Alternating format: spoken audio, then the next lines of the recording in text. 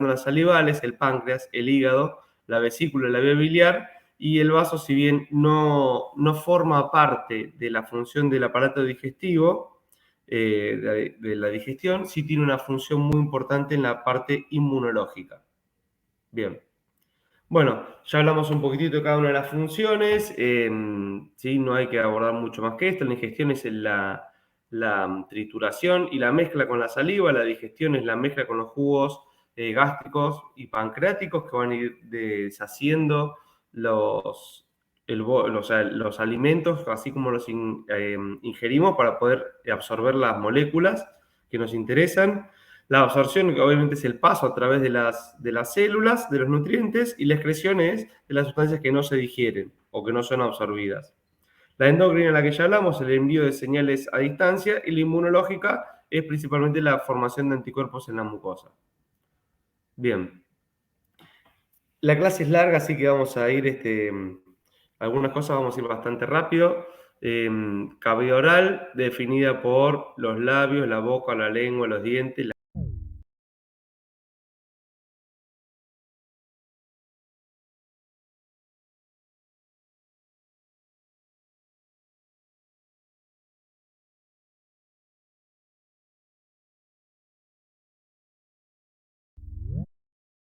Y deglución.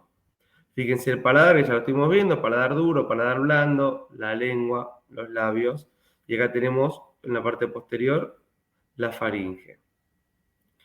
No mucho más, esto es lo que ya estuvimos hablando recién. Los límites anteriores son los labios, los laterales son las mejillas, la posterior es la faringe, superior el paladar con sus dos porciones, la dura y la blanda, y la inferior el piso de la boca. Bien. No más, esto es lo que ya estuvimos hablando. Bueno, no mucho más de la función del paladar, que ya la estuve mencionando con los huesos del cráneo, que es la de separar la nasofaringe de la orofaringe. Vascularización e inervación, arteria facial y ramas de la arteria maxilar. ¿Sí? La inervación, la sensitiva, va a venir de un ganglio pterigo-palatino, que es el que se encontraba en la fosa pterigo-palatina que vimos los otros días. Y la inervación motora viene del plexo nervioso faríngeo,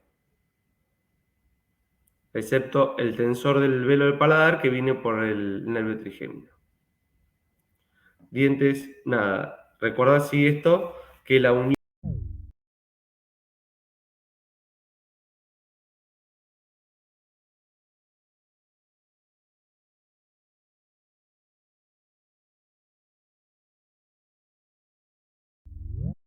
¿Sí? En sus dos ramas, maxilar superior e inferior, van a inervar a los dientes. No mucho más de esto, chicos, ¿sí? Bueno, glándulas salivales. Tenemos glándulas salivales principales y secundarias, y lo que producen es la saliva, que lo que hace es lubrica, tiene alguna capacidad bactericida e inicia la digestión química, ¿sí? Por medio de la amilasa y la lipasa lingual. Esto acompañan todo el trabajo mecánico que hacen los dientes y la lengua junto con el paladar, con la función química de degradación. Tenemos que las glándulas salivales tenemos menores y mayores. Las menores están repartidas en la mucosa de la cavidad oral, y las glándulas mayores son la parótida, la submandibular y la sublingual. La parótida es la que se ubica en la parte inferior de la oreja y posterior a la rama ascendente del maxilar. Es la de mayor tamaño y es la que tiene el conducto de Stenum, que desemboca en el segundo molar de la arcada dentaria superior, y ese que por ahí les suena porque ahí es donde se ven las manchas de Koplik, que son las que están vinculadas con la infección por sarampión. Las glándulas submandibulares están en la parte posterior del suelo de la boca y por debajo de la lengua, y las glándulas sublinguales están en la región submandibular, en la región anterior. Bien, superior a la glándula submandibular, perdón, eso es lo que quise decir. En el suelo de la boca, superior a la glándula submandibular. Y acá tenemos, ¿sí? La parótida, como la más representativa. Esta es la arcada, la rama ascendente del maxilar inferior, conducto de esteno, no conducto parotidio, submandibular, sublingual. Bien. La lengua. La lengua es un órgano que es muy interesante, ¿sí? Es un conjunto de músculos, son muchos músculos que componen la lengua e intervienen en lo que es la masticación, el gusto, la deglución, la fonación y también la limpieza bucal. Tiene distintas partes, una es la raíz de la lengua, que es donde se ancla, el cuerpo propiamente dicho, el vértice, y tiene dos superficies, una dorsal y una inferior o ventral. En la superficie dorsal es donde se alojan las papilas gustativas, ¿sí? Tiene un surco en forma de V, donde hay señala lo que es un agujero ciego, que no tiene función, se interpreta que es un resabio, y separa lo que es la raíz del cuerpo de la lengua. Bien. Nada, como sabemos, tiene una parte que es fija y una parte que es móvil, y no mucho más de esto. Bueno, esto sí es importante, perdón que vuelvo, que presenta el frenillo lingual, que es la que evita la protrusión de la lengua más allá de la arcada dentaria o hasta un cierto límite, ¿sí? Como dijimos con respecto a las funciones de la lengua, una de las funciones muy importantes es todo lo que es el gusto, de esto van a hablar los compañeros. Fíjense que hay posible actividad que habíamos mencionado en la clase anterior para final de mes. Fíjense de armar los grupos después. Tenemos distintos tipos de papilas, la verdad que no importa cuáles son, lo que me interesa es que sepan que son diferentes y que los diferentes tipos de papilas nos permiten reconocer distintos tipos de gustos y que tienen localizaciones diferentes en la lengua. Ahora los vamos a ver igual. ¿Qué más? Bueno, esto que dijimos, en toda su longitud, la lengua está dividida en dos mitades simétricas por un tabique medio que se fija posteriormente al hueso hioides. El hioides, para que ustedes se ubiquen, es un hueso que está sosteniendo por un lado la lengua y por otro lado la laringe, ¿sí? Se originan, y tiene músculos que son extrínsecos, que se originan fuera de la lengua y que se insertan en ellas, ¿sí? Y otros que son los intrínsecos, que son los que son propiamente la lengua. Bueno, un poquito de lo que es la configuración de la lengua. Fíjense, esto es la lengua, estos son los pilares, ¿sí?, de la faringe, las amígdalas, y acá tenemos la epiglotis, ¿sí? Está todo, y esto acá abajo ya es la entrada a la laringe. Se ubican, ¿no? O sea, estamos viendo todo esto hacia está acá atrás. Todo esto hacia está acá atrás. Eso es lo que estamos viendo. Nada. Esto es justamente los distintos tipos de papilas y los gustos. No voy a andar en esto. Importante esto, fíjense, los gustos son amargo, ácido, umami, salado y dulce. ¿Sí? Estas son las distintas localizaciones de donde se perciben los sabores. Y obviamente son zonas donde tienen diferentes concentración de las papilas gustativas, que recordemos son diferentes. Bueno, la lengua está irrigada por lo que es la arteria lingual y tiene en su inervación distintos nervios, distintos pares craneales que intervienen en ella. Tenemos por un lado lo que es la musculatura, es el hipogloso mayor, que es el que nos permite protruir la lengua y moverla para los costados. Y después tenemos la parte sensitiva, en la cual intervienen tres pares craneales diferentes. Uno es el trigémino, otro es el facial y por último el glosofaringio. Ustedes van a ver ahora cómo son las distintas distribuciones. ¿Sí? Ven, tenemos el glosofaringio, este es el... Uy, se me fue el nombre. A ver. Ahí está, el trigémino. Este es el trigémino y este es el facial. ¿Ven? Nervio facial. Y acá en la región posterior de la lengua, que dice nervio vago, es toda la parte del sistema autónomo, que va a regular la deglución.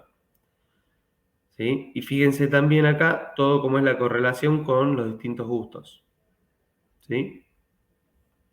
Bien. Acá lo vemos por ahí un poquitito mejor. ¿sí? Acá se ve. Este es el séptimo par craneal, que es el nervio facial.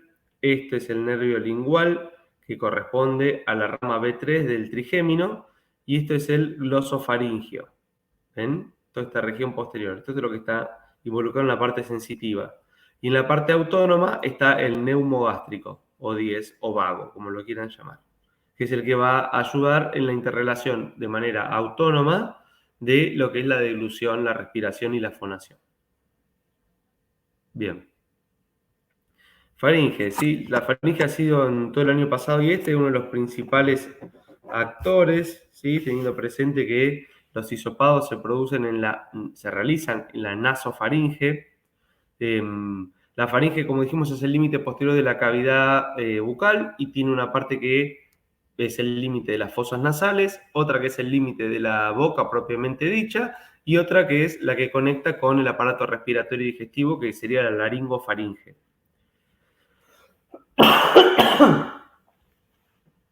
Bueno, es muy importante esta región porque uy, perdón, conecta estas tres regiones y lo que permite también es de manera autonómica enviar un montón de respuestas reflejas para que, por ejemplo, no nos salga la comida por la nariz, podamos soplar la nariz, podamos tragar, podamos respirar.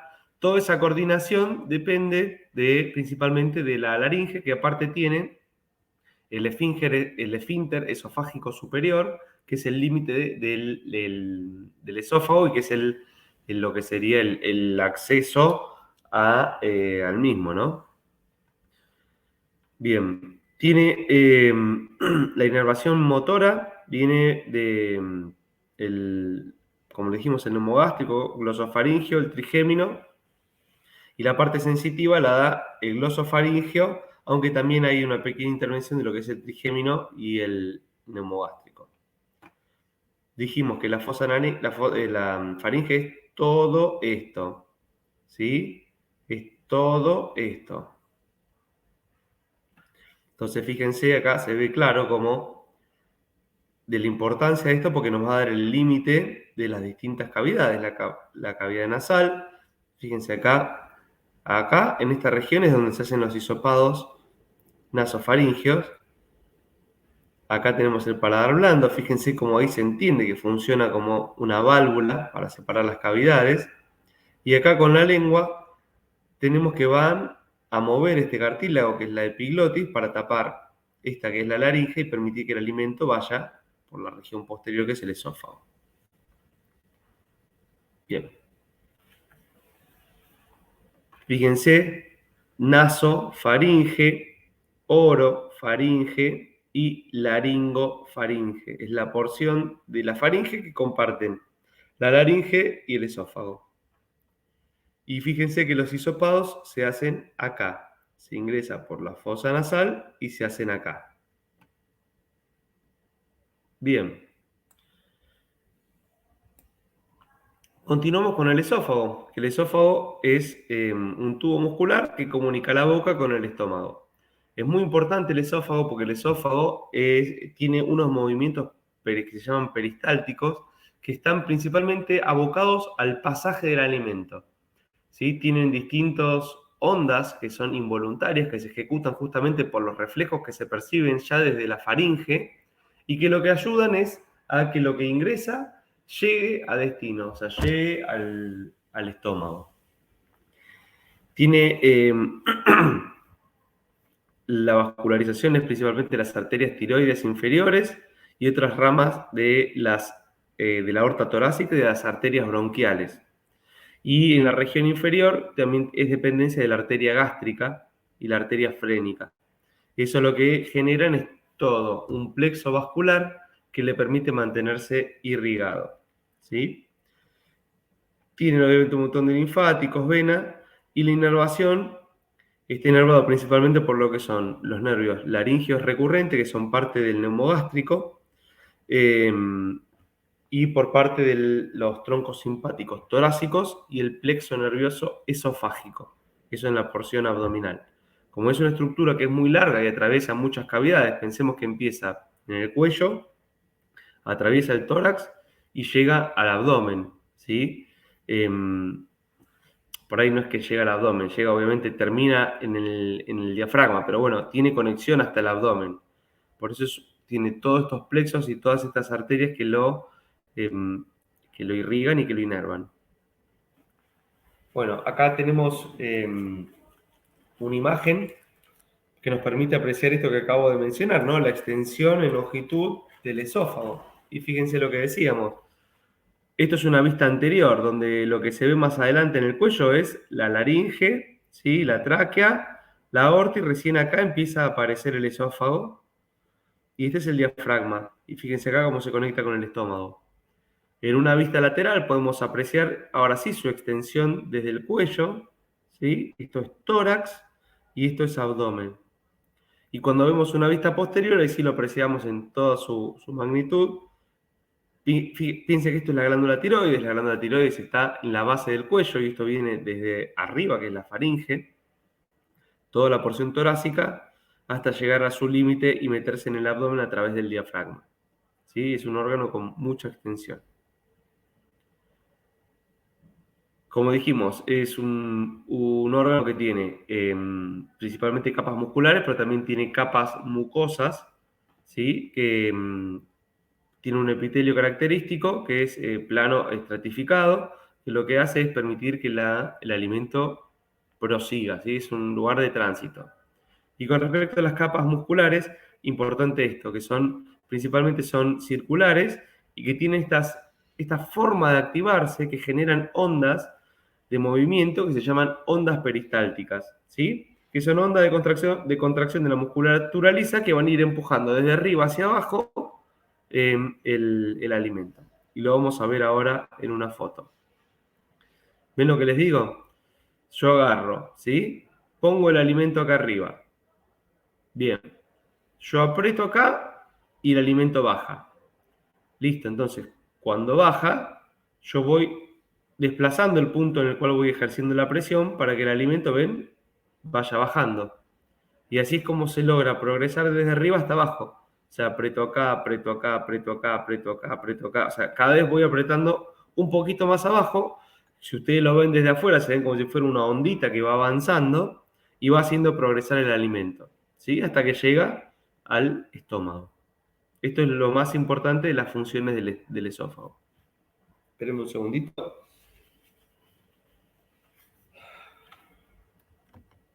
Espérenme un segundito, voy a soplar la nariz y ya seguimos.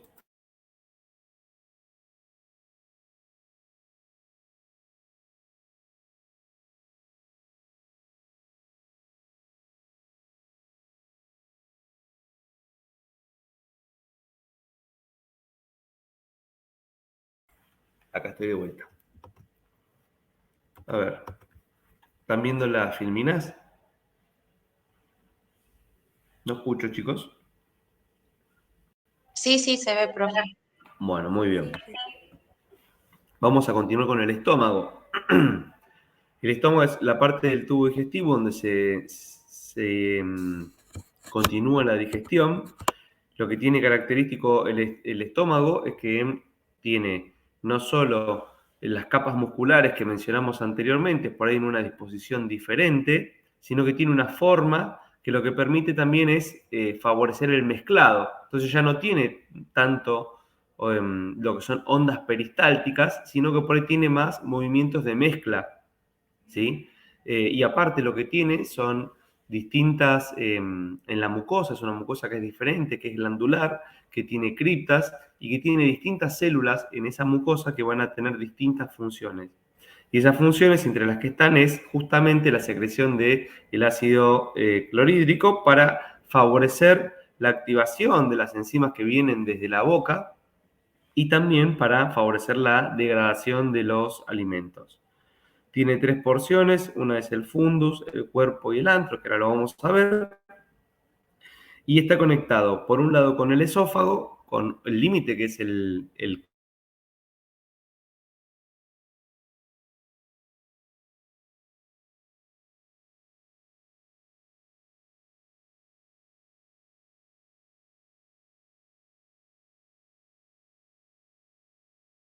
mucosa del estómago. Tenemos células principales que van a secretar el pepsinógeno y la lipasa gástrica. Estas van a ser activadas en el duodeno cuando reciban las secreciones del páncreas.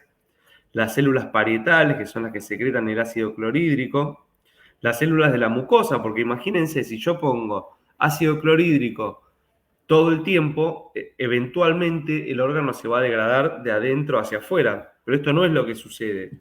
Y no sucede justamente porque hay otras células, que son las células mucosas, que son las que se encargan de secretar el moco, que va a proteger y a tapizar y a separar un poco todo lo que es la mucosa del estómago del ácido clorhídrico. Entonces, mientras no haya un desbalance entre el espesor de esa capa y la cantidad de ácido clorhídrico secretado, no se van a producir las lesiones de la mucosa. ¿Sí? Bien, y tenemos también lo que son las células G, que están vinculadas con la parte endocrina, ¿sí? Fíjense que secretan gastrina, que va a permitir también dar señales para continuar con la digestión, ¿sí? Para activar el resto del tubo digestivo y como feedback para las hormonas de la boca y también de la saciedad. Bueno, acá lo importante es esto, que la capa muscular, por ejemplo, está formada por 3 estratos de tejido muscular liso cuyas fibras presentan distinta orientación. Fíjense, una es circular, una es longitudinal y hay otra que es oblicua. Entonces, todo esto cuando se vaya activando, lo que favorece justamente es el mezclado, ¿sí? No tanto la propulsión. Bien. Bueno, foto del estómago, las distintas porciones que dijimos, que es el antro en esta región, el cuerpo en esta región y el fundus, que es la región, ¿sí?, más superior. Fíjense cómo tenemos las 3 disposiciones de las fibras, una longitudinal, circunferencial y oblicua, y esto van a favorecer que la mezcla se vaya de un lado para el otro. Tengan presente que por ahí no está tan así estirado, por ahí está más acostado, ¿sí? Pero estas son las distintas regiones, fundus, cuerpo y antro. Y acá vemos en un corte histológico, esto es como se ve cuando uno toma un pedacito de biopsia del estómago, y acá vemos bien claro lo que son las glándulas, ¿ven? Da la superficie apical, las distintas glándulas, y todo va a estar tapizado por la secreción mucosa. Esta foto corresponde a este dibujo. Fíjense, este es un dibujo con una perspectiva que nos permite ver como si fuera un cubito en 3 dimensiones. Y acá vemos bien que tenemos las glándulas, ¿sí?, donde tenemos distintas criptas y donde tenemos también los distintos tipos de células. Y esto es lo que van a ser las secreciones que se van a verter a la cavidad del tubo digestivo. Esta es la curvatura menor, esta es la curvatura mayor del estómago, ¿sí? Bien.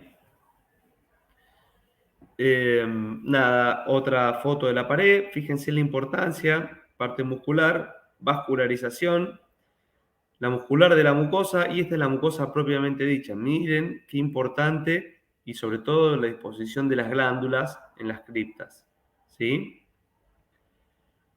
Bien, de vuelta a lo mismo.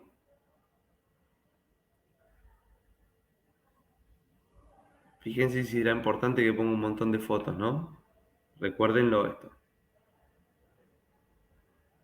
Bueno, con respecto a la vascularización del estómago, ¿sí? Está vascularizado principalmente por la arteria gástrica, la arteria gastromental izquierda y otras arterias gástricas cortas, ¿sí? Todas estas vienen del tronco celíaco. Las venas van a tener una disposición que van a ir siguiendo las arterias y lo van a lo van a ir acompañando en su circunferencia al estómago, ¿saben?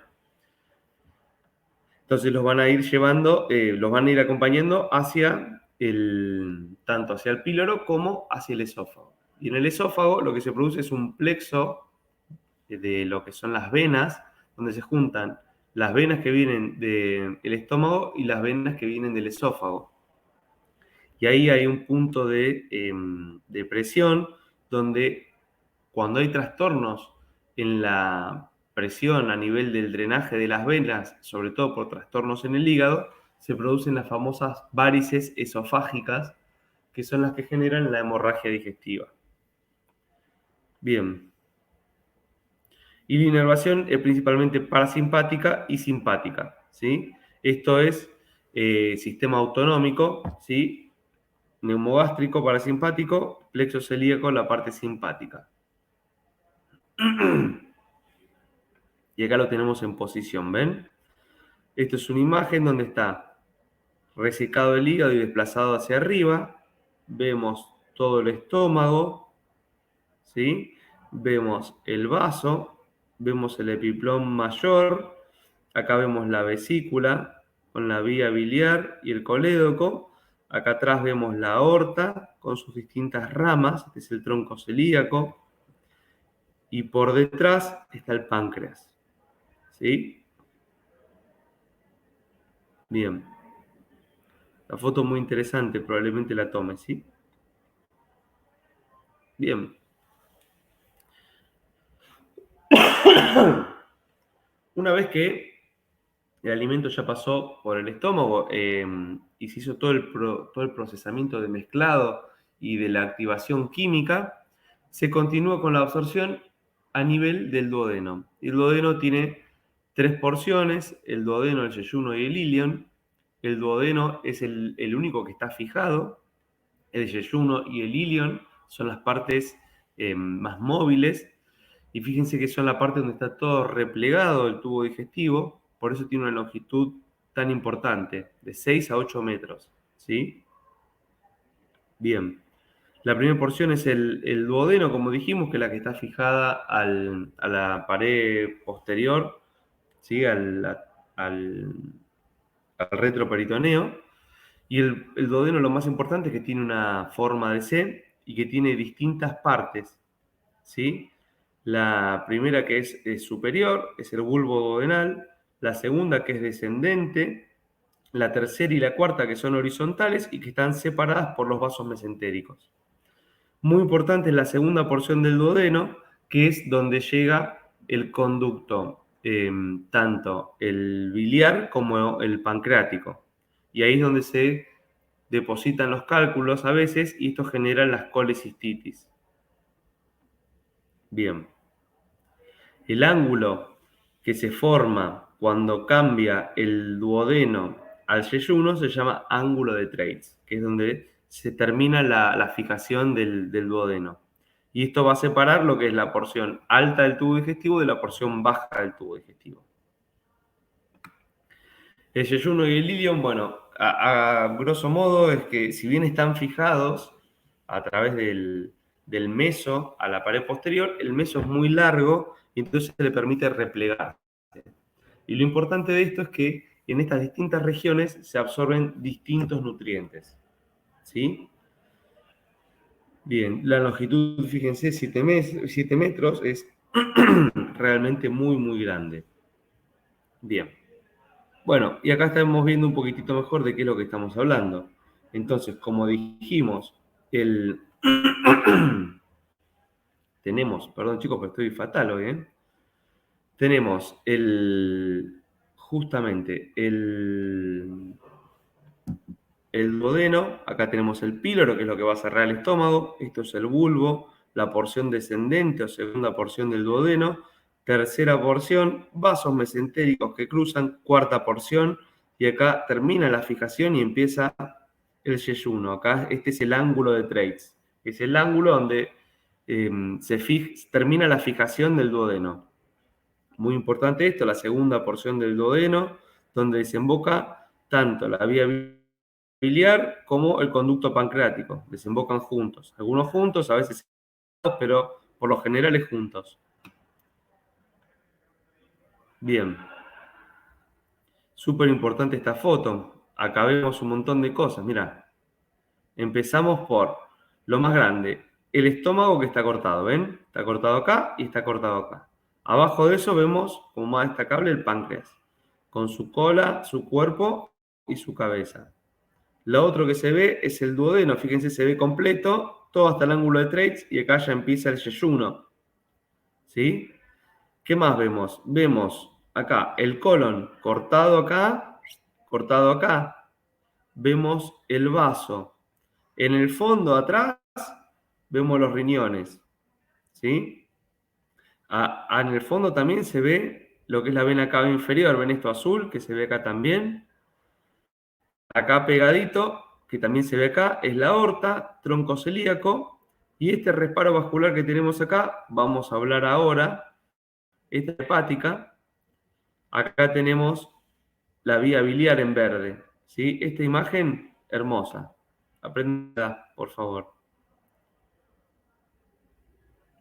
Bueno, nada, importante recordar que las paredes del tubo digestivo están más adaptadas a la absorción. Y para poder lograr esto, lo que tienen es que la mucosa tiene estas vellosidades, que es diferente a las criptas que tiene el estómago. Acá lo que tienen son vellosidades que se proyectan hacia la luz, y eso lo que favorece es aumentar la superficie de absorción y, obviamente, permitir que mayor cantidad de nutrientes entren al torrente justamente sanguíneo. ¿Sí?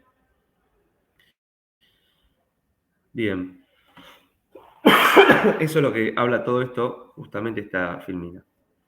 Y esto es lo que les quería mostrar, ¿ves? El tubo digestivo, el intestino delgado, tiene estas válvulas que se llaman válvulas conniventes, ¿sí? Que aparte de tener estas válvulas, que son repliegues de la mucosa, tienen cada repliegue estas proyecciones que se llaman vellosidades. Y las vellosidades están formadas por células que a su vez tienen microvellosidades. Entonces, esto lo que permite justamente es aumentar de manera exponencial la superficie de absorción, que es la principal función del intestino delgado. Acá podemos ver las vellosidades en un microscopio electrónico. Vemos acá cómo se ve a nivel microscópico. ¿Ven? Que tenemos esta forma de vellosidades, la serosa, la muscular. Acá vemos un dibujo de cómo cada vellosidad está irrigada y tiene un conducto linfático asociado para poder absorber todos los nutrientes. Y acá tenemos una vista macroscópica, no, perdón, esta es microscópica, de cómo se ven las superficies de las vellosidades. Fíjense, ¿no? Impresionante. Y esto después se replica a lo macroscópico. ¿Ven? Este es un corte de tubo digestivo, lo ven acá. ¿Ven? Muy, muy interesante. ¿Qué dijimos? Bueno, la irrigación arteria mesentérica superior principalmente, ¿sí? No mucho más. La inervación del neumogástrico. Y fíjense cómo se va replegando todo hasta que llegan al final, que acá tenemos la válvula iliocecal, porque secal porque viene del seco, que evita el pasaje de bacterias del colon al intestino delgado. Bien, vamos al colon. El colon es la parte final del intestino delgado, tiene una gran capacidad de absorción de agua por sobre todo, es donde se termina de compactar los restos que no han podido ser absorbidos en el tubo digestivo. O sea, la absorción está principalmente en el intestino delgado. El colon lo que le queda es la recuperación de líquido, ¿sí? El colon, como dijimos, es más voluminoso, está recorrido por cintas musculares longitudinales que se llaman teñas, y entre las teñas se disponen saculaciones que son las austras del colon, que están separadas por surcos transversales que se llaman los pliegues semilunares del colon. ¿Sí? Y obviamente que tenemos todos estos, a lo largo de las teñas, lo que son los epiplones. El ciego se divide en distintas partes, que son, el colon se divide en distintas partes, que son la región del ciego, colon, que el colon tenemos ascendente, transverso, descendente, sigmoides, y la parte del recto. ¿Sí? Ahora vamos a ir viendo. Empezamos por la región del ciego, ¿sí? Acá tenemos, fíjense, yeyuno, que llega hasta la válvula iliocecal. Acá va a volcar todo el contenido. Este es el ciego, ¿sí? Que para nosotros es un resabio. Para los animales que consumen celulosa y que la digieren, es un reservorio muy importante para continuar con la digestión. Y acá, fíjense, este agujerito es el apéndice cecal. Esto es lo que nos trae tantos problemas, ¿sí? Y se denomina apéndice cecal. Esto es lo que genera la apendicitis. Esto es lo que se van a cansar de operar. Bien. Una vista de todo el colon, fíjense cómo tenemos. El ciego, el apéndice, colon ascendente, ángulo hepático, colon transverso, ángulo esplénico, colon descendente, sigmoides y recto. ¿Sí? Esto es todo el colon. Y acá vemos las teñas y las austras que habíamos mencionado. Bien. Como dijimos, bueno, la desembocadura lineal ocurre por encima del extremo final del ciego, ¿sí? Formándose por debajo del orificio iliocecal que forma un saco ciego, ¿sí? Esto forma un ángulo abierto hacia abajo, no importa, ¿sí? Importante es esto, que recuerden que tiene la válvula iliocecal y que el apéndice y el ciego también están ubicados en la fosa ilíaca derecha, ¿sí? Bien, esto ya lo estuvimos mencionando, así que continuamos. Como ya mencionamos, el colon tiene varias porciones que son la ascendente, el transverso, el sigma, el recto y el ano, que son los últimos 2 o 3 centímetros antes del esfínter anal. ¿Sí? ¿Qué más? No mucho más de esto. Esto léanlo bien después, ¿sí? Yo continúo porque si no, no vamos a terminar nunca. Esto es lo que sería la región final de el tubo digestivo, ¿sí? Acá lo que vemos es esta porción que se denomina recto y esta última porción que se denomina ano, donde tenemos las columnas anales y el esfínter anal, que nos permite, obviamente, controlarlo y, ¿qué te iba a decir? Y es justamente la parte final del tubo digestivo, donde se produce la evacuación de todos los restos que no han podido ser absorbidos. ¿Estamos? Bien. Muy importante, las paredes que tiene el colon, ¿sí? Capa mucosa, submucosa, la muscular y la serosa, ¿sí? Todo esto, lo más importante es que van a permitir la reabsorción de todo el líquido que no pudo ser absorbido en etapas anteriores. Bueno, fíjense la diferencia, ¿no? El intestino, acá estamos viendo un corte de una sección de intestino grueso, ¿sí? Donde ven que las válvulas ya son menos prominentes. Ya no hay tanta absorción de nutrientes. ¿Ven? Esto comparado con el intestino delgado, nada que ver, tiene mucho menos capacidad de absorción. Pero lo que se va a encargar principalmente es de recuperar el agua. Bueno, importante recordar que está irrigado por las arterias mesentéricas, tanto superior e inferior, que cada una van a formar una arcada que se llama la arcada de Riolano, que van a permitir que se pueda compensar hasta cierto punto todo lo que es la vascularización. Y también es muy importante todo el drenaje venoso del colon, porque van a formar las tributarias de la vena del sistema porta, que lo vamos a ver más adelante.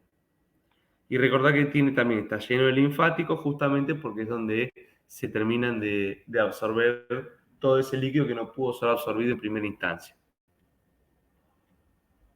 Esto es lo que les estaba mencionando. Fíjense, el colon está irrigado por la arteria mesentérica superior y por la arteria mesentérica inferior, ¿sí?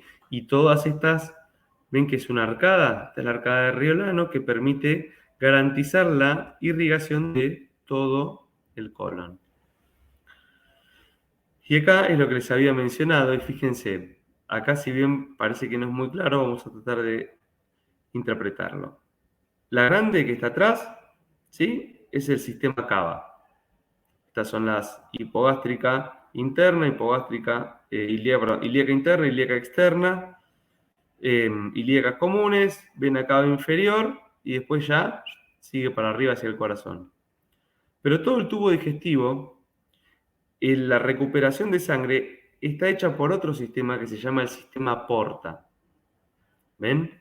Y el sistema porta, si ustedes se fijan, no va al mismo lugar que el sistema cava. ¿Ven que va? ¿A dónde va? Acá arriba, lo que está acá arriba es el hígado. Entonces, ¿y por qué es esto? La fundamentación de esto es que todos los nutrientes que se fueron absorbiendo van a pasar directamente al hígado primero para ver qué es lo que se puede terminar de absorber y empezar a almacenar en el hígado. Acuérdense que en el hígado es la principal fuente energética donde se almacena lo que es los lípidos, ¿sí? Se sintetizan un montón de hormonas. Entonces, por eso es que lo primero que venga va a ir al lugar donde se van a almacenar, que es el hígado. Y esto es lo que forma el sistema porta. ¿Ven que tiene esta forma tan característica? ¿Parece un perrito? Ahora ya lo vamos a ver más adelante.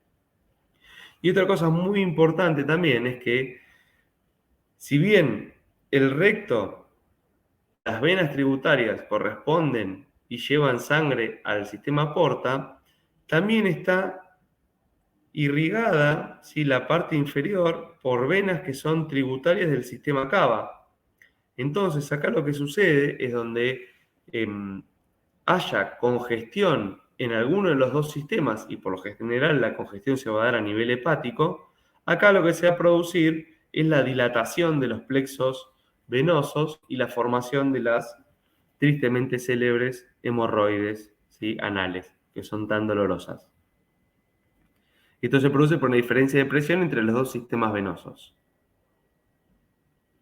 Bien, vamos a hablar un poquitito del peritoneo, que todo esto que parece que está en el aire, en realidad está recubierto por una membrana que se llama peritoneo.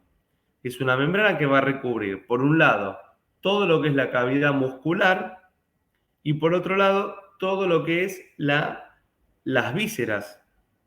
Entonces vamos a tener dos hojitas. Imagínense que es como si pusieran lo tapizaran todo adentro, la cavidad, y le pusieran una sábana sobre todo lo que son las vísceras, y esa sábana la continuaran sobre todo lo que es la pared abdominal.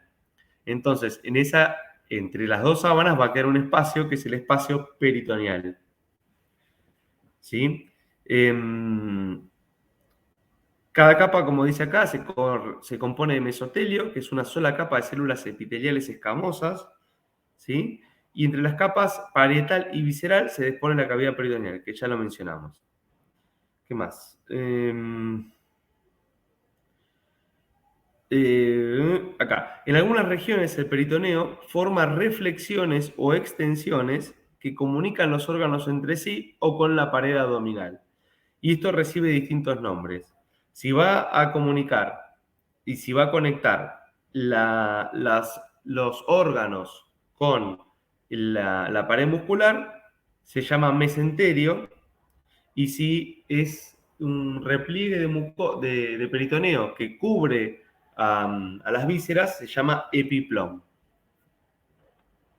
Ahora lo vamos a ver. Esto se lo voy a leer porque va a ser un poquito más fácil, pero para que ustedes tengan presente, el mesenterio justamente lo que hace es fijar las vísceras a la pared posterior del abdomen para que no se caigan, y aparte recubre y protege todas las estructuras vasculares principalmente. Y dice, el mesenterio es una proyección del peritoneo parietal que se forma por la invaginación de una doble capa del peritoneo en la región lumbar. Su forma es la de un abanico, extendiéndose desde su extremo fijo en la pared abdominal posterior hasta su extremo libre que envuelve al yeyuno y al ilion. ¿Sí? El mesenterio del colon se denomina mesocolon, y los mesenterios contienen los vasos sanguíneos, los linfáticos, los nervios y los nódulos linfáticos y la grasa. Los nódulos linfáticos son los ganglios. Y la otra porción que mencionamos, que es el omento o epiplón, es una prolongación bilaminar del peritoneo que se extiende desde el estómago y la parte proximal del duodeno hasta los órganos adyacentes de la cavidad abdominal o hacia la pared del abdomen. El aumento menor se extiende desde la curvatura menor del estómago y parte proximal del duodeno hasta el hígado, y el aumento mayor se extiende desde la curvatura mayor del estómago y la parte proximal del duodeno hasta el colon transverso. ¿Sí? Esto desciende sobre los intestinos y luego se refleja para insertarse en el colon transverso. Es como una cobertura. Acá lo vemos mejor. Fíjense, este es el mesenterio. Esto es lo que les decía que estaba fijado, que se hacía una forma de abanico y que protege todo lo que son los órganos internos.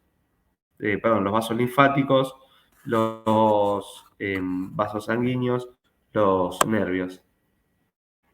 Y acá es como se ve el epiplón. ¿Sí?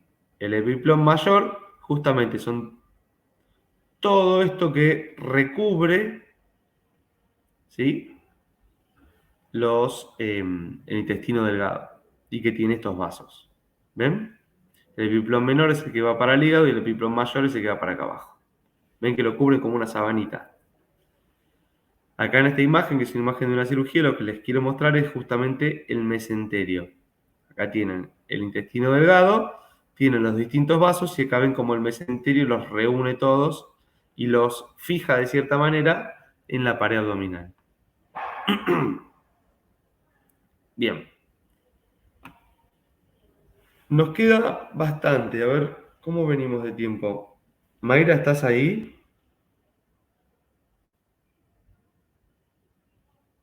Hola. Acá estoy, no podía activar el micrófono. Sí, sí. Nos queda bastante. ¿Cómo estamos? ¿Estamos para seguir una horita más por ahí? Sí, yo no tengo problema. Muy bien. Creo Bueno, que, a ver, ya te digo, creo que los chicos no tienen otra clase hoy. ¿hoy no? Ahí te digo, a ver. No, no tenemos nada. No tienen otra, así que no hay problema. Bueno, continuamos disfrutando entonces el aparato digestivo y ahora lo que vamos a hablar es de esto que nos queda pendiente, que son las glándulas anexas y lo que estuvimos mencionando del sistema porta. ¿Por qué es tan importante, chicos? Por esto que les mencioné. Todo lo que se absorbe, ¿sí? Y que decimos que por en el tubo digestivo y que decimos que va al torrente sanguíneo, va en el sistema porta. Entonces, el sistema porta hay que conocerlo, es súper importante. Y de ahí va el hígado, que es la principal fuente de almacenamiento.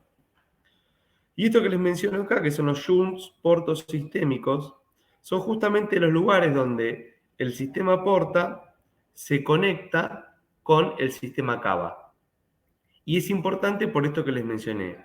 Así como en el recto se forman las hemorroides, en el esófago se forman las varices esofágicas y en el ombligo se forma justamente el caput medusae, que son signos de cirrosis hepática.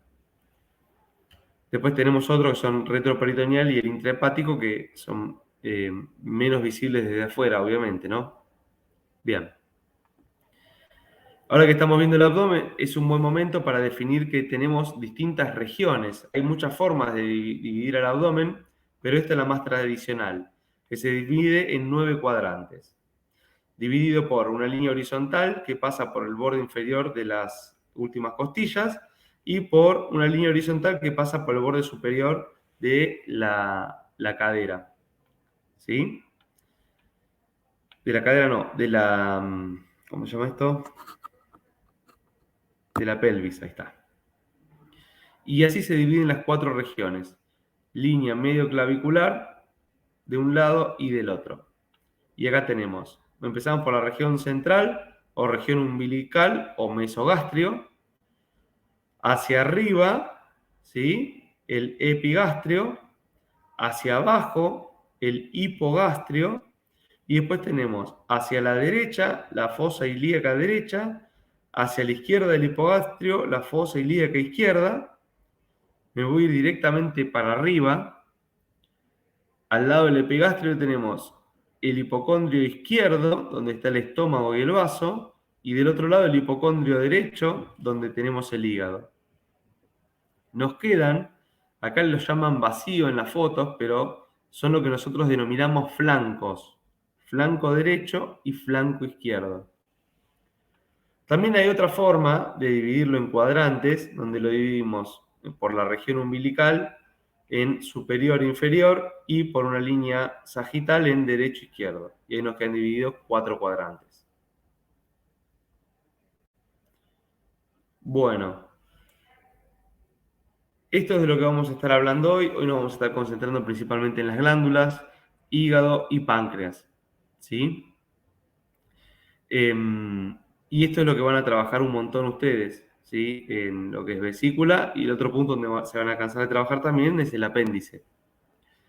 No mucho más. Ahora vamos a hablar un poquitito más de cada uno. Recién habíamos visto que este es el duodeno, acá vemos al páncreas, este es el hígado, y vemos la vesícula biliar, los conductos hepáticos, ¿sí? El conducto cístico y el colédoco que desemboca en conjunto con el wirsum, que es el conducto pancreático. Acá vemos la vena porta, que la mencionamos recién, y esta es la mesentérica superior. Y esta es la aorta acá atrás, y el tronco celíaco. Bien, el páncreas es un órgano muy importante, ¿sí? Porque tiene dos funciones, una es endocrina y la otra es exócrina. La exócrina es la que está vinculada con todo lo que es la digestión, donde se van a secretar las distintas enzimas que van a permitir la degradación de los alimentos para poder descomponerlos en moléculas que puedan ser fácilmente absorbidas. Y la función endocrina está principalmente vinculada con lo que es la regulación de la glucemia, entre otras, a través de la insulina. ¿Sí?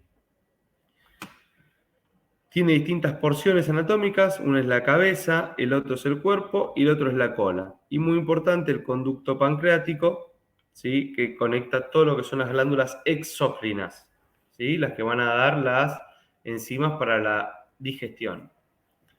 También aporta, como dijimos, el álcali, ¿sí? El bicarbonato para frenar todo lo que es acidez que viene del estómago, ¿sí? Y también enzimas para ir digiriendo, entre otras cosas, las grasas y las proteínas. Fíjense, acá lo que estamos viendo es, nosotros tenemos proteínas y grasas, estos hacen que el tubo digestivo secrete colecistoquinina, esto es un mediador, y el mediador hace que el páncreas se exprima más para que aporte más enzimas para que se digieran mejor las grasas y las proteínas.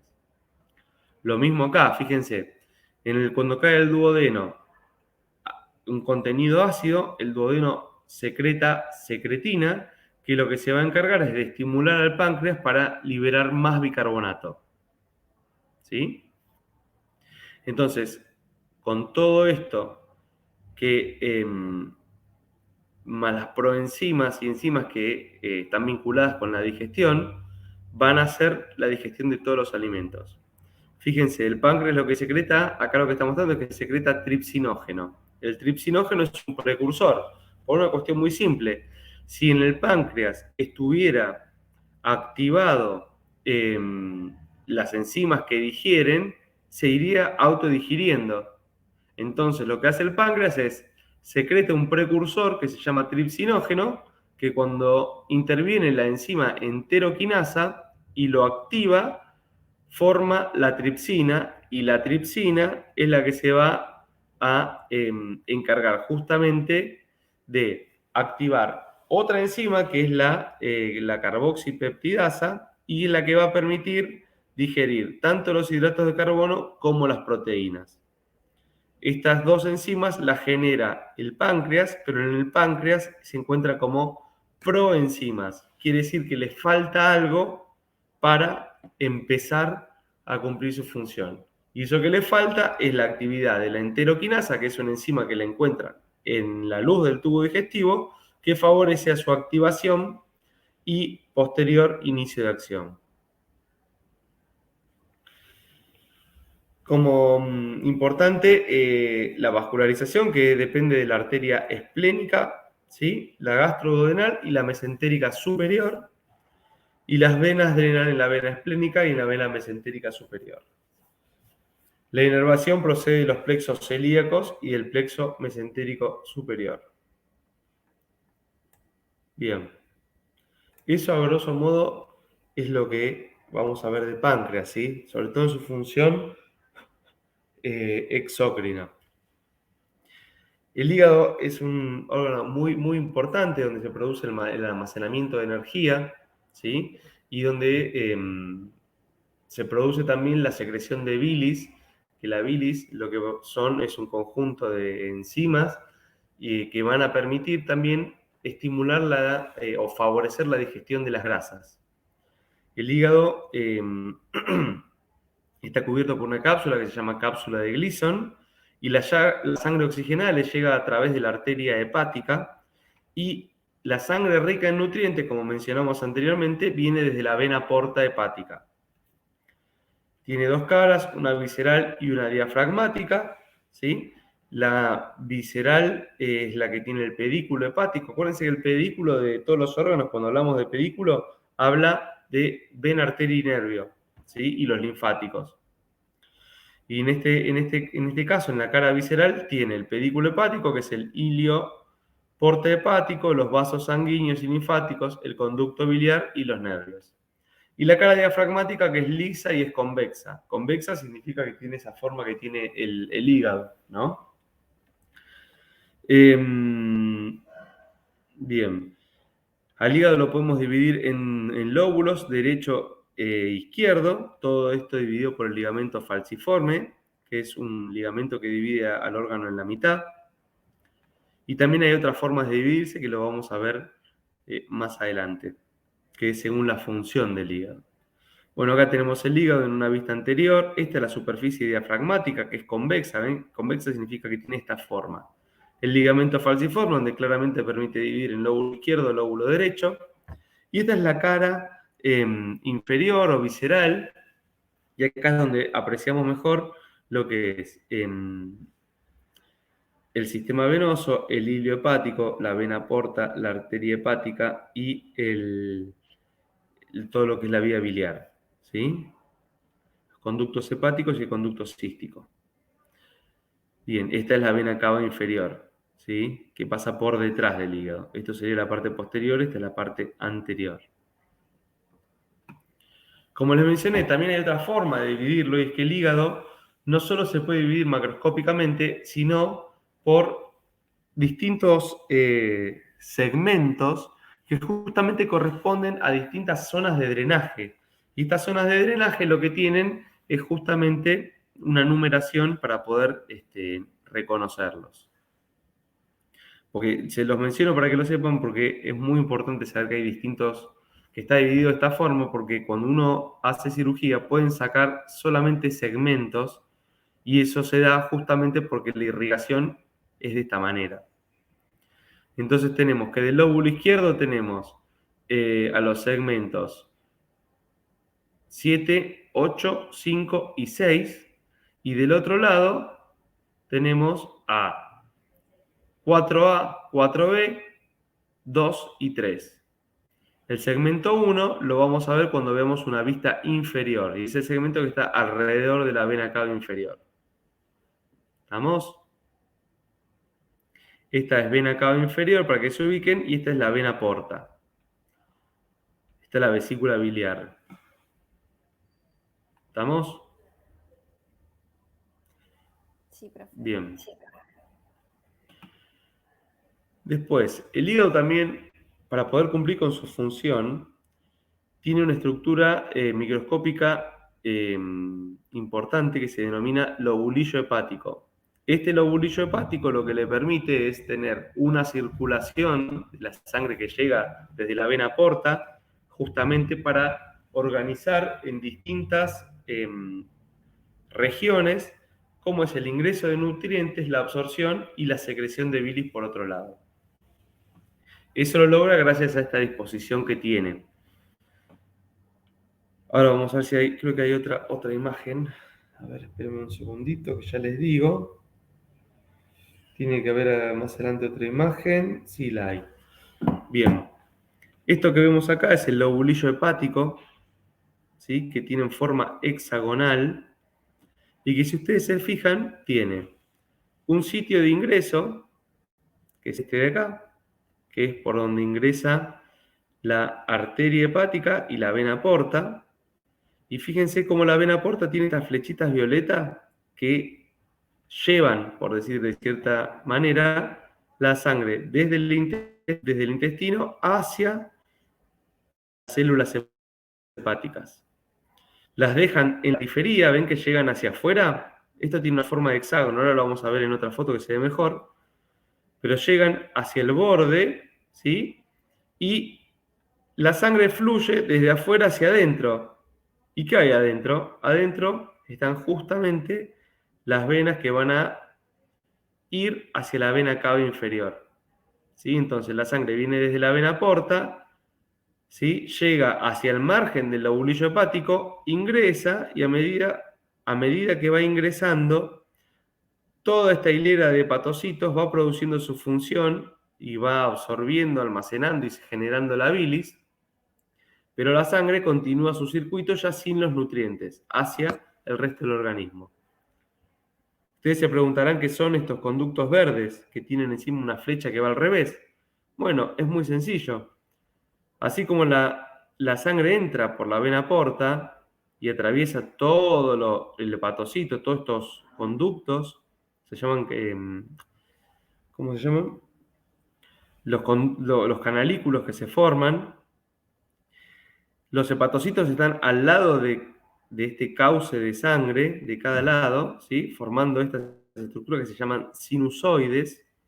Los sinusoides son justamente lugares donde las venas pierden las células de su pared y lo que permiten es que justamente se arme esta estructura donde hay un montón de sangre disponible y está totalmente accesible para todas las células. Entonces, ahí los hepatocitos van a ir extrayendo todos los nutrientes y claro, una vez que extraen los nutrientes también generan justamente su función, que si bien una es absorber, la otra es secretar las enzimas. Y las enzimas las secretan en función de los nutrientes que también ingresan por la vena porta. Entonces, una vez que secretan, que absorben los nutrientes, secretan justamente la bilis, y la bilis va a ir en sentido posterior, porque la bilis tiene que volver hacia el conducto hepático para poder llegar al duodeno. ¿Sí? Es como que la sangre viene por acá y se va, y la bilis desde acá va al revés. Bien. Y muy importante que recuerden esto, que la tríada portal está compuesta por la arteria hepática, la vena porta y el canalículo biliar. En todos los lugares está esto porque justamente le llevan la sangre oxigenada, le llevan los nutrientes para que trabajen y absorben y tienen una vía de envío de todo la bilis que forman para poder continuar con la digestión. Acá se ve un poquitito mejor. Acá vemos cómo los hepatocitos se ponen de forma hexagonal y ven esto que yo les decía, que se forman carriles donde se meten las venas, están tapizados a ambos lados por justamente los hepatocitos. Entonces la sangre viene por la vena porta, pasa por toda la fila de hepatocitos y se va por las venas suprahepáticas para drenar al corazón. Fíjense cómo también llega a la arteria, que la arteria va a darle todo el oxígeno para que los hepatocitos justamente puedan utilizar la energía. Y los hepatocitos, fíjense que acá hay como dos filas de hepatocitos pegadas, porque claro, entre dos filas de hepatocitos hay un canalículo biliar que va a juntar justamente toda la bilis que estos fueron armando para poder digerir el resto de los nutrientes. Esta es la tríada portal que habíamos hablado, que acá está marcado, ¿ven? Tenemos la vena porta, la arteria hepática y el canalículo biliar. ¿Estamos? Bien. Bueno, esto es un poquito lo que ya estuvimos comentando, ¿sí? La vena porta es la que lleva la parte de los nutrientes, la arteria hepática es la que lleva el oxígeno y los canalículos biliares son los que se llevan la bilis de vuelta hacia el tubo digestivo. Esto es lo que habla esta filmina. Y acá lo vemos bien al sistema porta, ¿sí? Le puse estas dos fotos porque está bueno cómo está diferenciada en esta los colores, me gustó, y en esta porque está más claro el dibujo, ¿sí?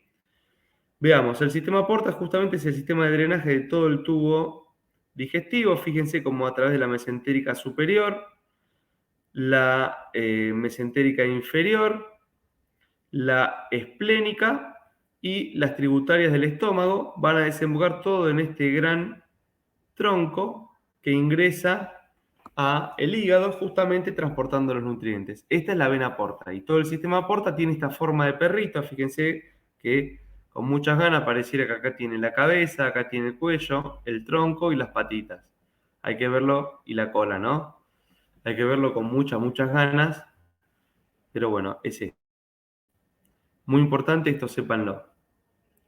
Y lo que vamos a seguir hablando son justamente de los shunts, de esto que estuvimos hablando, son las regiones donde este sistema porta, que es un sistema que por lo general tiene un poco más menos de presión que lo que es el sistema cava, cuando hay un trastorno en el hígado y el hígado no puede absorber bien los nutrientes porque está lesionado, justamente lo que hace es aumentar para atrás toda la presión y toda esa presión va a llegar a lugares donde se junten con el sistema cava que van a generar estas dilataciones venosas que se conocen como hemorroides o varices.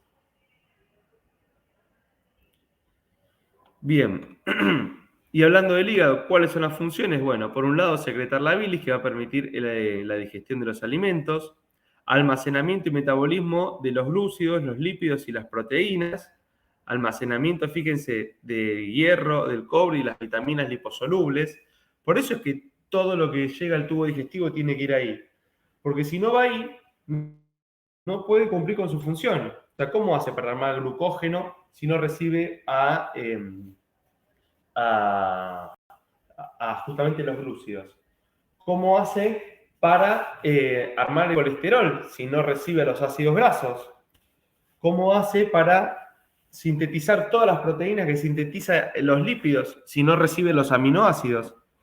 Y todos estos que son cofactores, ¿sí? El hierro, el cobre y las vitaminas, también tienen que ir ahí. Por eso es tan importante que conozcan el sistema cava, el sistema porta, y que entiendan que todo lo que viene desde el intestino tiene que ir primero por ahí. Fíjense también esto, formación de factores de la coagulación y proteínas plasmáticas, detoxificación, hay un conjunto de células que se llaman células de Kupfer, que son muy importantes en lo que es todo la detoxificación de ya sea de agentes patógenos o de otras sustancias que tienen que ser eliminadas. El hígado también activa la vitamina D junto con el riñón y la piel. Y por supuesto que forman la bilirrubina, que la bilirrubina es la degradación del grupo hemo. El grupo hemo es lo que permite el transporte de oxígeno en los glóbulos rojos y que forman la bilirrubina. Así que miren la cantidad de funciones que tiene el hígado. La vía biliar y la vesícula, como ustedes saben, todo es bilis que se va secretando tiempo. Si no hay comida, verla al duodeno es perderla. Entonces lo que existe es justamente la vesícula biliar, que es la estructura que va a permitir almacenar la bilis en los periodos de ayuno. Entonces, lo que se realiza justamente es que toda la bilis que se fue secretando, ese trabajo no sea en vano y que quede almacenado en algún lado para dos cosas. Primero, para no perder todo el trabajo que se hizo, y segundo, para comenzar de manera más rápida la siguiente periodo de digestión, ¿no? ¿Qué dice acá? Bueno, los conductos biliares obviamente surgen en la hendidura de la cara inferior del hígado, donde está el ilio, e inmediatamente se unen formando el conducto hepático común. Nosotros tenemos conducto hepático derecho y hepático izquierdo. Estos se van a unir con el conducto que viene de la vesícula, que es el conducto cístico, donde van a terminar formando el colédoco, que el colédoco es el que va a desembocar justamente en la papila duodenal. Como dijimos, la vesícula biliar, es esto que ya mencionamos, es un reservorio y no mucho más. Esto que también lo dijimos, que la vesícula se contrae y expulsa la bilis a través de los conductos cístico y colédoco al duodeno. Esto se lo voy a tomar, así que despiértense y presten atención. Acá lo que tenemos es hígado, estómago cortado, duodeno, ¿sí? Vena cava, aorta, vasos mesentéricos, arteria hepática, ¿la ven? La rojita. Acá atrás hay que verlo con detalle, por ahí lo van a ver mejor cuando lo tengan en el PowerPoint. Este es el ingreso de la vena porta. Fíjense que está superpuesta la porta con la cava, pero nada que ver los trayectos. Y acá tenemos lo que estuvimos hablando recién, la famosa vía biliar. Conducto hepático derecho, conducto hepático izquierdo, estoy marcando los verdes, conducto hepático común, y acá aparece la bifurcación. Este es el cístico que va a la vesícula biliar y donde se unen el cístico con el hepático común, forman el colédoco, ¿sí? Que es la vía final de desembocadura de la bilis. Bien. Las arterias de la vesícula biliar y el conducto cístico vienen de la arteria cística, las venas son tributarias de la porta y los vasos linfáticos drenan en gran medida en los nódulos pediculares. La inervación, como todo lo que es el tubo digestivo, viene del neumogástrico directamente, o vago, y del plexo celíaco. Bueno, muy importante esto, chicos, que ustedes sepan cuál es el triángulo de Calot, o que ya lo vayan teniendo presente, que es el lugar donde se halla la arteria cística. ¿Y por qué esto es importante? Porque la colecistectomía debe ser una de las cirugías más frecuentes, tanto por guardia como por programado, y esto se da debido a la patología de la litiasis vesicular. Y obviamente, si ustedes quieren sacar la vesícula y no se encargan de ligar la arteria que irriga la vesícula, vamos a tener problemas, ¿sí? Por eso es importante y nos ayuda a ubicarnos justamente los distintos reparos anatómicos. Entonces, el triángulo de Calot es la región que se forma entre el conducto hepático común, el conducto cístico y la cara visceral del hígado. Lo vamos a ver ahora. Dijimos, el triángulo de Calot es el hepático común, el cístico y la cara del hígado. Acá aparece la arteria cística, que es esta, que hay que clampearla para sacar la vesícula. ¿Ven? Triángulo de Calot. Muy bien. Y la arteria cística en el medio. Ahora vamos a hablar un poquitito de lo que son los shunts portocava, que era lo que habíamos hablado, los sitios donde hay uniones entre los dos sistemas y cuando se alteran las presiones, principalmente vinculadas a las lesiones en el hígado. Pero no solo a eso, piensen en una persona que es constipada habitual, obviamente que va a tener mayor presión por lo general para poder evacuar la materia fecal. Y esa mayor presión va a resentir sobre este plexo. Les menciono esto para que no se vayan de la clase con la idea de que todas las personas que tienen hemorroides tienen cirrosis, porque no es verdad, ¿sí? Eso es falso. La realidad es que el aumento de la presión intraabdominal también es una de las causas principales para el desarrollo de hemorroides rectales, ¿sí? Pero si se ponen a pensar, el recto y el ano están muy lejos del hígado. Para que haya complicaciones ahí, porque hay un problema en el hígado, realmente tiene que estar todo lo anterior súper mal. Y lo que está más cerca del hígado, justamente, son los plexos a nivel del esófago. Y la realidad es que los problemas hepáticos que generan estas dilataciones van a generar varices esofágicas. Por lo general, los trastornos tipo la constipación crónica, los múltiples partos, eso lo que generan es problemas con la presión intraabdominal por hacer justamente fuerza, y esta fuerza que uno hace lo que genera son las dilataciones de esos plexos vasculares a nivel del recto y el ano. ¿Sí? Así que nada, para que no se vayan con una idea equivocada. Estos lugares donde se juntan la circulación del sistema cava con el sistema porta son alrededor del esófago, alrededor del recto, alrededor del ombligo y en la región retroperitoneal y por supuesto que en la región intrahepática, porque en algún momento hay que hacer el pase desde la sangre que va de la vena porta hacia la sangre que va al sistema cava. ¿Sí? Entonces, cuando hay dilatación del esófago, tenemos lo que son varices esofágicas. Cuando hay dilatación a nivel del recto, tenemos las varices rectales. El problema que se genera con la dilatación a nivel periumbilical es el caput de medusas. En la retroperitoneal no tiene nombre y en la vía intrahepática se llama ductus venoso. ¿Está? Bien, esto es para que lo conozcan. Y estas son las arterias, perdón, las venas que están involucradas en dichas regiones. Y acá los vemos, ¿sí? Acá tenemos, bueno, el intrahepático, que no se ve. Esto es el shunt a nivel del esófago gástrico. Esto sería el shunt retroperitoneal. Acá tenemos el shunt alrededor del ombligo. Y esto es el shunt que tenemos en la región rectal. ¿Lo ven? Cualquier cambio en las presiones a nivel de uno u otro sistema va a generar dilataciones. Por una cuestión de presión nada más. Muy bien. Acá tenemos otra hermosa imagen que seguramente vaya a entrar, donde se puede apreciar súper bien lo que es el sistema porta. ¿Lo ven?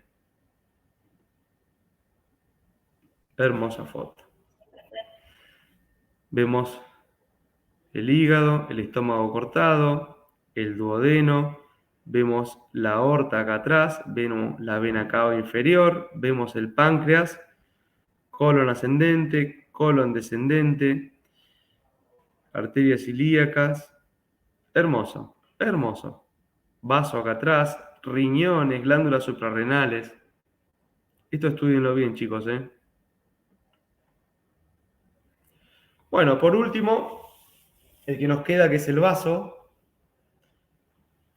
que si bien no tiene una función digestiva, es muy importante en todo lo que es la función inmunológica, ¿sí?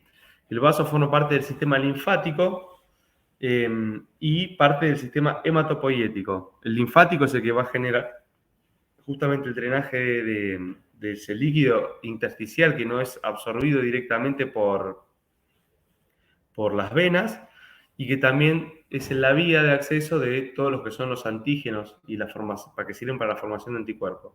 Y la función hematopoiética habla justamente de la formación de nuevas células para la sangre. Tiene una pulpa blanca y una pulpa roja que tienen definidas las diferentes funciones, la función inmunológica en la blanca y la función hematopoiética en la roja. El vaso es un órgano muy, muy vascularizado, ¿sí? Que tiene una forma triangular. Ingresa obviamente por lo que es la arteria esplénica y tiene drenaje a través de lo que es la vena esplénica, ¿sí? Esto tanto no me importa. No mucho más del vaso, chicos. Acá tenemos el vaso con su forma triangular. Este es el pedículo del vaso. Lo tenemos la arteria esplénica y la vena esplénica. ¿Tá? Y sepan que tiene una pulpa roja y una pulpa blanca. Eso es lo más importante del vaso. Bueno.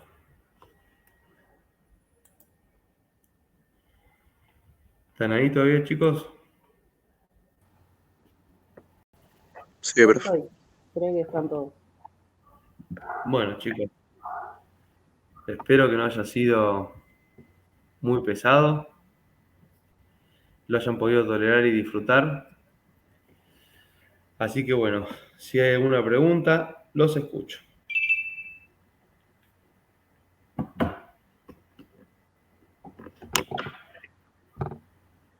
¿Nadie tiene dudas de nada? ¿Entendieron todo? Si fue clarísimo, por favor, clarísimo. ¿No? ¿De qué se ríe usted? ¿La veo reír? ¿Quién es? Te veo reírte, no lo puedo creer. No, pues yo sé que es mucho, chicos, pero pasa que si no lo vemos todos juntos, vamos a estar 1000 clases. Me parece que esto es cuestión de sentarse, verlo de vuelta y ver si hay algo que no queda claro, lo preguntamos la clase que viene. Como les dije anteriormente, les dejé en la consigna, fíjense los grupos, hay 6 órganos de los sentidos para entregar el 29 de este mes. Así que bueno, acuérdense que tendría que hablar alguien de los que no haya hablado. ¿Sí? Y no mucho más. ¿Alguna duda, alguna pregunta? Nada, ¿no? Parece que no. Profe, Sí, A ver. ¿quién habla? Hola, hola.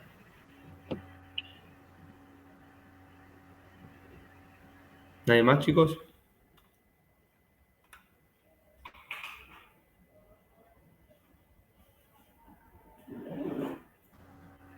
Bueno, parece que no, Armando. Bueno, chicos, si no hay más nada, éxitos, pónganse a estudiar y nos vemos.